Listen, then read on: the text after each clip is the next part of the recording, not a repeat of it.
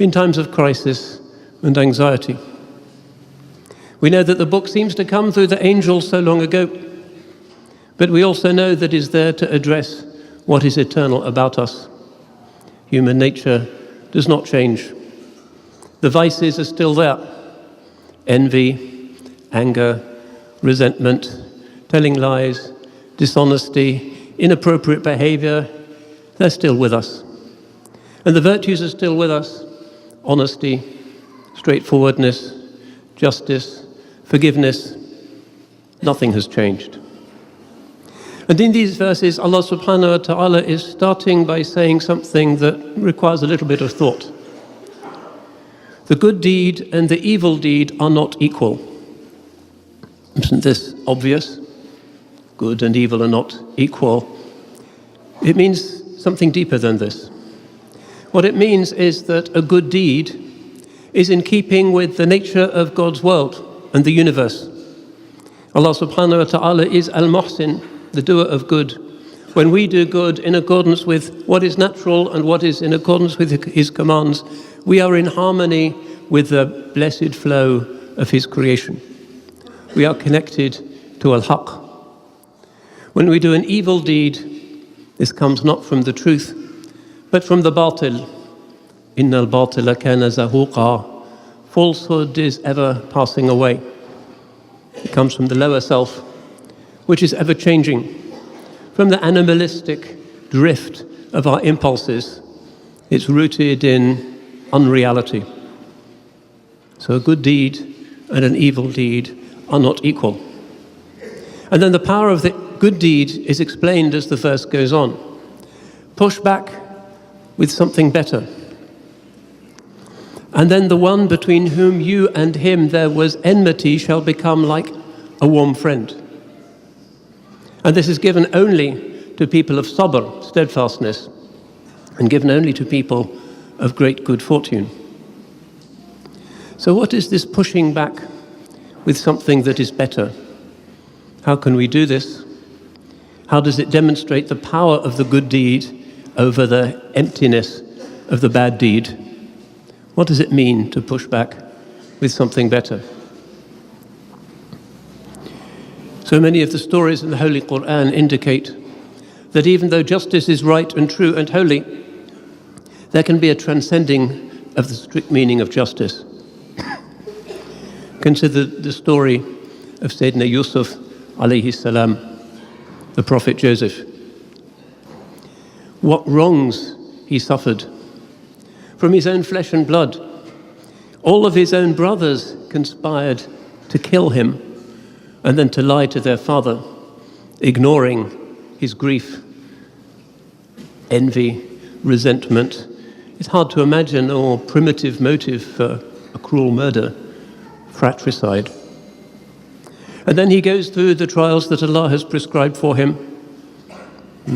He's falsely accused of sexual harassment, as we would call it nowadays. He's thrown into jail. He's a helpless slave. And then through the vicissitudes of fortune and Allah's decree, he becomes the right-hand man of the king of Egypt. And the end of the story is really the point of the story and the reason why he is indeed Yusuf the Beautiful. He's now in a position of power, and his brothers are brought before him, accused of theft. And in his position of power in the land of Egypt, he only needs to make a sign to his servants, and they will lose their heads. He's in a position of absolute authority over them. They have tried to kill him, but what does he say? La tathriba alaykum al-yawm, there is no blame upon you this day. And he lets them go, and he prays for them. This is how prophetic religion gives us surprising answers. This is not how a Bond movie would end, with a sticky and lingering death for the evil villain. This is something different, something alien. Forgiveness. He is indeed Yusuf the Beautiful. And the culminating story of the seerah of the last of the messengers, salawatullahi wa salamuhu alayhi, also surprises us. He is coming into Makkah, and his former enemies and insulters and persecutors are now at his mercy in this unexpected turn-up, something that they'd never seen before. One of Quraysh comes running to them as they're standing on the hill wondering what will happen. Ya ma'shara Quraysh, he says, قَدْ جَاءَكُمْ مُحَمَّدٌ بِمَا لَا قِبَلَ لَكُمْ بِهِ. Muhammad is coming to you with something you've never seen before. And of course, they're in the language of tit for tat, the way of the Jahiliyyah, which is the way of reprisal. And they think it's going to be curtains for them. They remember the viciousness with which they treated him and the murderous behavior which they exhibited towards his loved ones and the early believers. They remember what they'd done to Bilal. They remembered what they'd done to Sumayya. Let's spare a moment for that great first Shaheeda of Islam, that noble woman who was almost 70. And she insisted on saying the Shahada, and the oligarchs of Quraysh could not bear this. And they tormented her in every possible way to make her recant. In her old age, she was made to stand in a suit of iron armor in the hot sun, almost melted alive. But she continued to say the Shahada until the elite of Quraysh grew tired of their game and finished her off with their spears. Rahmatullahi alayha. So this is going through the mind of the people of Quraysh, those who had tried to bring an end to the story of the new religion. And one of the generals of the prophetic army, one of the standard bearers, was calling out, هَذَا يَوْمُ الْمَلْحَمَةِ. This is the day of massacre. But this came to the ear of the chosen one, salawatullahi wa salamuhu alayhi, and he grew angry and ordered that the banner be taken from him. Very humiliating. So he was coming with something new. And he comes into the Batha from Dhu Tuwa, the valley floor of Makkah. It's a hot day, complete chaos. And he summons the leaders of Quraysh, those who have this guilty conscience, those whose pride has made it impossible to see his prophethood, who have committed every outrage, including the supreme outrage of attributing partners to the one God. And he says, ماذا ترون أني فاعل بكم? What do you think I'm going to do to you? And they look at each other and they come up with something. خير أخ كريم وابن أخ كريم. It will be something good. You're a noble brother and the son of a noble brother. They're still appealing to family, to tribe. They think that's where justice is to be found. Nepotism is their way of life. You won't accept that. Kinship is not the point. Kinship is only in the spirit. أكرمكم عند الله أتقاكم. And he recites that beautiful verse where he talks about إِنَّا خَلَقْنَاكُم مِّن ذَكَرٍ وَأُنثَى وَجَعَلْنَاكُمْ شُعُوبًا وَقَبَائِلَ لِتَعَارَفُوا إِنَّ أَكْرَمَكُمْ عِندَ اللَّهِ أَتْقَاكُمْ. And this strange word falls upon their ears. It means, we have created you of man and woman and have appointed you to be races and nations so that you might know one another. The noblest of you in God's sight is he who fears him the most. The opposite of the tribalism of the Jahiliyyah. And he says, اذهبوا فأنتم الطلقاء. Go, you are free. And they separate as though they had been resurrected from their graves. But some are still not Muslim. And slowly and with kindness he addresses them.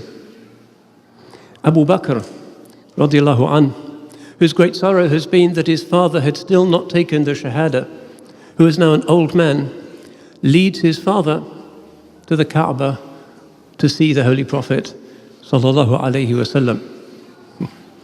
And what does he say, salawatullahi wa salamuhu alayhi? He reproaches Abu Bakr.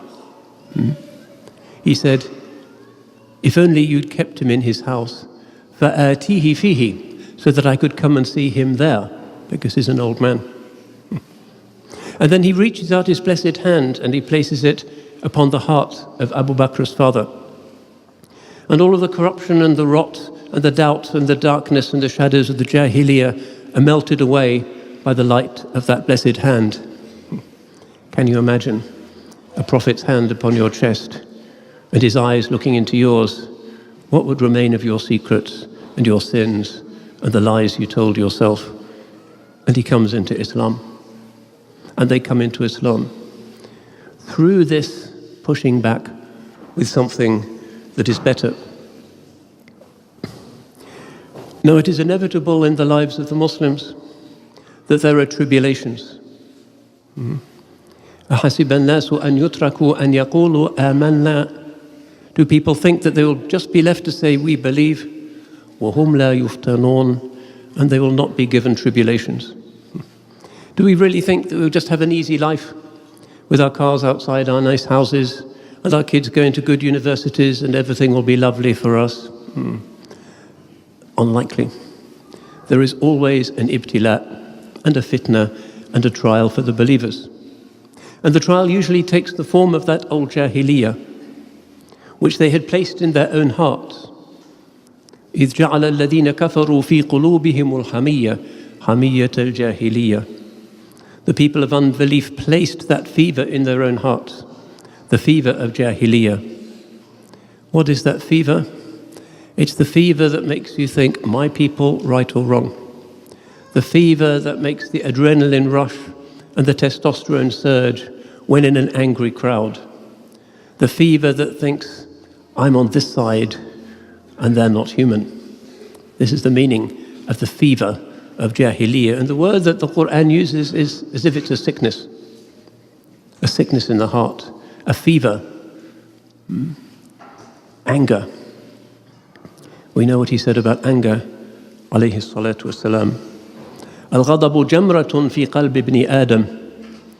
Anger is like a red-hot coal in the heart of the descendant of Adam. أَفَمَا رَأَوْنَا إِحْمِرَارَ وَجْهِهِ وَانْتِفَاخَ أَوْدَاجِهِ فَمَنْ أَحَسَّ مِنْكُمْ بِذَلِكَ مِنْ شَيْءٍ فَلْيَلْصَقْ بِالْأَرْضِ.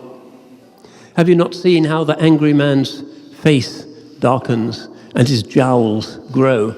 So whichsoever of you feels this, let him lie on the ground.